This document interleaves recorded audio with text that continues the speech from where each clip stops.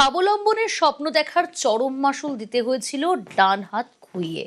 অভিযোগ, সেই নারী স্বাধীনতাকে সবক শেখাতে স্বামী লোকজনদের দিয়ে হামলা চালিয়ে কেটে নিয়েছিলেন স্ত্রীর ডান হাত। তারপরেও অদম্য পূর্ব বর্ধমানে রেনু খাতুন কৃত্রিম ডান হাত নিয়ে নার্সের চাকরিতে যোগ দিয়েছিলেন আগেই। এবার বাঁ হাতে লিখে ফেললেন নিজের কবিতার বই।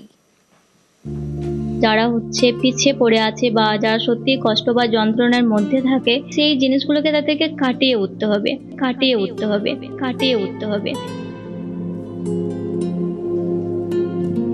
আঘাত ছিল কঠিন, আর সেই কঠিন আঘাত থেকেই অঙ্কুরিত হলো নতুন সৃষ্টি।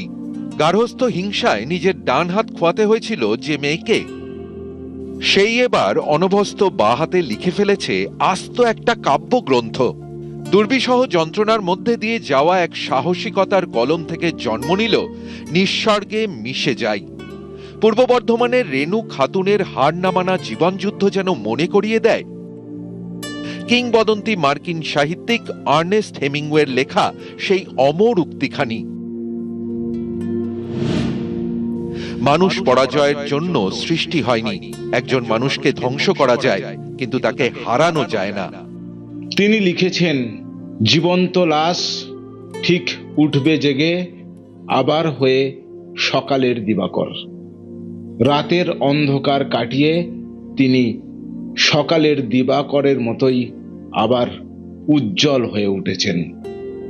রেনু খাতুন মানেই অদম্য ইচ্ছাশক্তি আর অনুপ্রেরণার এক নাম। পূর্ব বর্ধমানের কেতুগ্রামের চিনিশপুর গ্রামের বাসিন্দা রেনু খাতুন।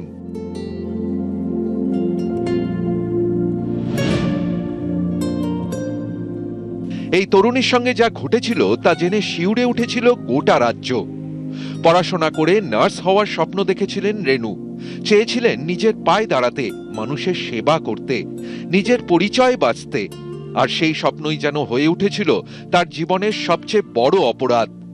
প্রায় 4 বছর আগের একটি ভয়াবহ রাত বদলে দিয়েছিল রেনুর জীবন। শ্বশুর বাড়িতে ঘুমিয়ে থাকার সময় মুখে বালিশ চাপা দিয়ে তার ডান হাতের কবজি কেটে নেওয়া হয়। অসহ্য যন্ত্রণায় চোখ খুলে দেখেছিলেন রক্তে ভেসে যাওয়া বিছানা আর নিজের কাটা হাত। অভিযোগও ছিল মারাত্মক। স্ত্রীর নার্স হওয়ার স্বপ্ন সমূলে বিনাশ করতেই নাকি স্বামী শের মোহাম্মদের পরিকল্পনায় এই নৃশংস আক্রমণ চালানো হয়েছিল। অভিযোগ, কয়েকজনকে সঙ্গে নিয়ে স্ত্রীর ডান হাত কেটে নিয়েছিলেন শের। পুলিশ অভিযুক্তদের গ্রেফতার করে, সেই মামলা এখনো বিচারাধীন। কিন্তু দুঃস্বপ্নের সেই রাত রেনুকে দমাতে পারেনি। কাটা ডান হাতের যন্ত্রণা পেরিয়ে বাঁ হাতে লেখা শুরু করেন। অক্ষরমালায় ফুটিয়ে তুলতে থাকেন নিজের ব্যথা বেদনা, আনন্দ বিষাদের ছবি। শেষ পর্যন্ত যা 2 মলাটে বন্দী হলো। কাজের জায়গাতে থাকে আর আমার লেখালেখির জায়গাতে থাকে। তো কাজ যখন শেষ হয়ে যায়, আমি তো আফটার কাজ করে বাড়ি ফিরি বা আমার হোস্টেলের রুমে ফিরি, তখন তো অনেকটা ফাঁকা টাইম থাকে, পুরো রাত্রিটাই ফাঁকা টাইম থাকে। ওই টাইমটাতে আমি কাজে লাগাই, আর তারই ফল আজকের এই বই। আরজিকর মেডিকেল থেকে নার্সিং প্রশিক্ষণ নেওয়ার পরে একটি বেসরকারি হাসপাতালে কাজ শুরু করেছিলেন রেনু খাতুন। পরে স্বাস্থ্য দপ্তরে নার্সের চাকরি পান। তার চাকরিতে যোগ দেওয়ার সিদ্ধান্ত ঘিরে তৈরি হয় দাম্পত্য কলহ।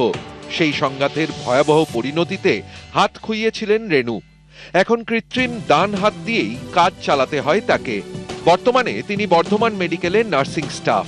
শুধু হাত নয়, যেন কেড়ে নিতে চাওয়া হয়েছিল একটি মেয়ের স্বপ্ন, আত্মবিশ্বাস আর নিজের পরিচয় বাঁচার অধিকার। কিন্তু এত ঝড়ের মধ্যেও দমিয়ে রাখা যায়নি রেনুকে।